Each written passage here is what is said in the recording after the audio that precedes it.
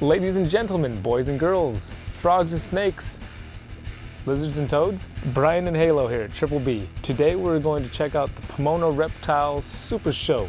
There's a lot of cool animals, a lot of cool people. We're gonna meet them all. You're watching Triple B TV.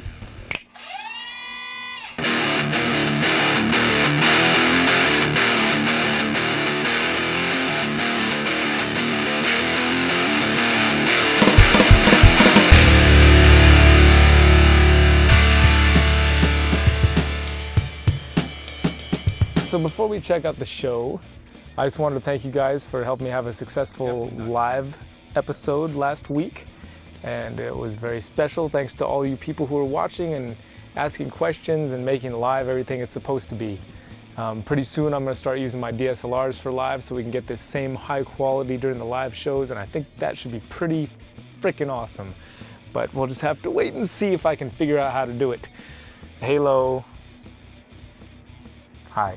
Let's check out the Pomona show. We're standing here with Alec O'Brien, and he's going to tell us a little bit about chameleon husbandry, something that not a lot of people know a whole lot about, so thought it'd be something you guys would be interested in. So what are some of the basics? Let's start with panther chameleons. Panther chameleons come from Madagascar. The regions of Madagascar they come from determines their locale or their coloration. For instance, this guy is in Ambanja, so he comes from the region of Ambanja.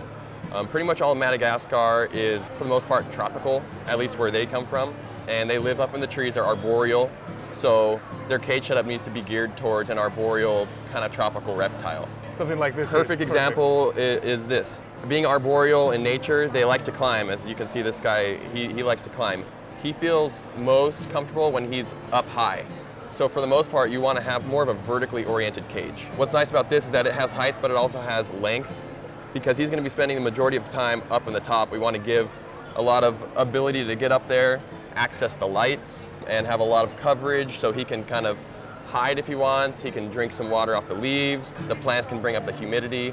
You want a lot of horizontal branches. They spend most of their time on the branches, so that's a very important part of a cage setup is horizontal branches. One thing I hear a lot, and people think is that chameleons change color. Now, that's not necessarily the case? So they do change color, but it's not like a lot of people think. They don't camouflage to blend in, to their background.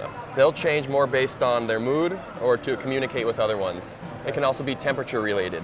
For instance, this guy, if he gets really excited, either seeing another male or a female, the lighter parts on his belly will turn to almost white or like a yellow.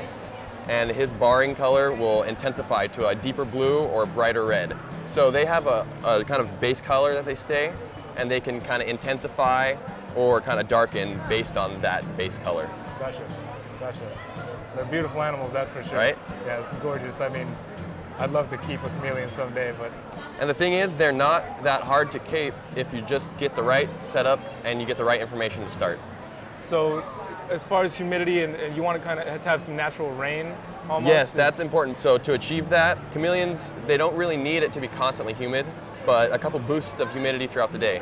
A screen cage is good because in an aquarium, a couple boosts of humidity is going to keep the humidity up 100% the whole time, for the most part. So having ventilation to the cage allows a couple boosts of humidity while it to dry out a little bit in between. It doesn't need to be 100% all the time. So good humidity, good bursts of humidity throughout the day. Yeah. Good ventilation. Yes. And plenty of space to get high up off the ground. Yes, exactly. And they drink primarily from dripping water. Spraying the cage boosts the humidity, but it doesn't necessarily give them their means of hydration. So you really want that water to drip from the top. Dripping, yeah. Moving droplets is what really gears them towards the, I'm gonna go drink that, because they see it moving. They're very visual.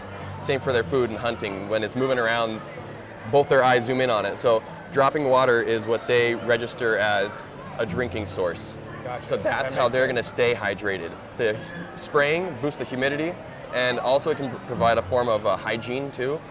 Their eyes having such a unique anatomy, turrets with small little pupil openings, they can get eye problems. Yeah, that makes sense. There's a lot of space in there for things to get caught. Yeah, exactly.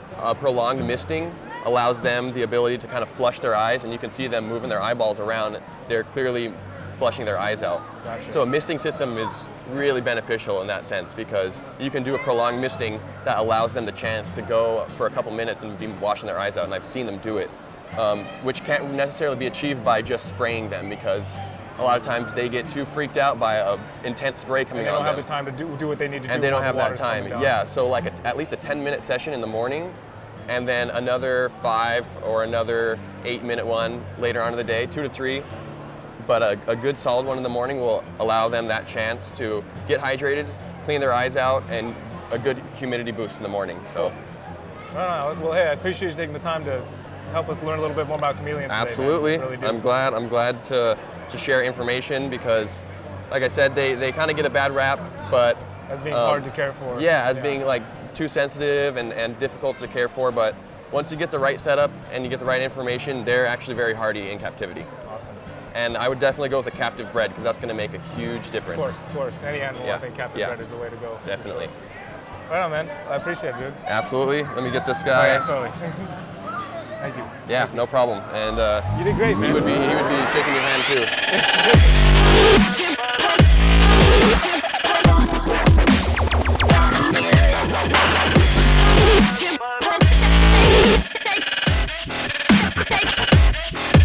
So how long have you been keeping hellbenders?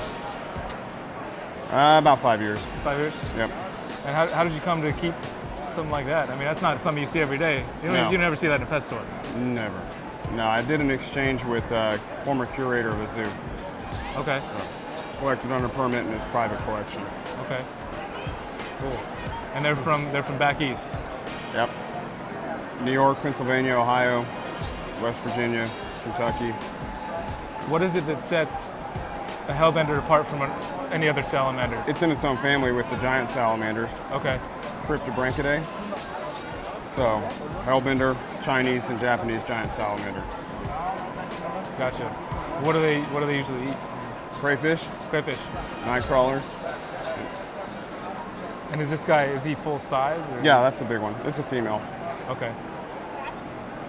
Wow, they're impressive looking. When I first walked up, I thought that was a baby giant salamander. Well, they look exactly the same.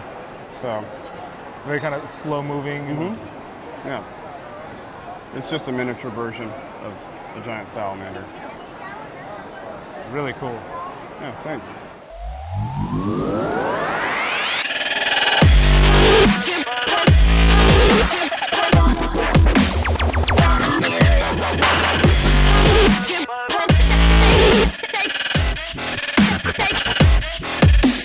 If you don't know Grant already, he's just started a channel called What's Snakin' here on YouTube. I want you guys to go check it out because it's going to be some really cool stuff coming up. Oh, thank you, Brian. I appreciate that. So I asked Grant a question, and he hasn't answered yet, but I want to ask him here. So he's not able to have any snakes yet because his mom's a little squeamish about him now. She wasn't before, but she is now. So I asked him if he could have any snake in the world, no matter the cost, what would it be? All right, well, I love reticulated pythons. I mean, I love all pythons, but I love reticulated pythons especially simply because I think the size is awesome, especially all the color morphs. And so I'd probably want a retic, and I'd probably want a dwarf retic because I don't need, a 28-foot snake in my house. You know Jay, obviously, over at Prehistoric, and he's got some amazing animals, but there's one that I really like. I think it's a super tiger. It's got anery, and I think it's got platinum in it. Let's show him a picture of that snake. Yeah, I'll show a quick see if picture. we can get Jay to give it up. There it is.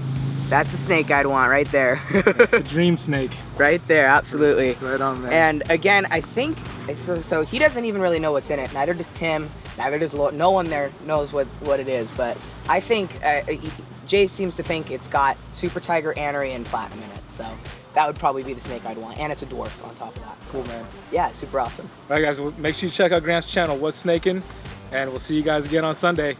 So I know there weren't any snakes today, but there will be snakes the next day when we check out day 2. And here's a snake right here.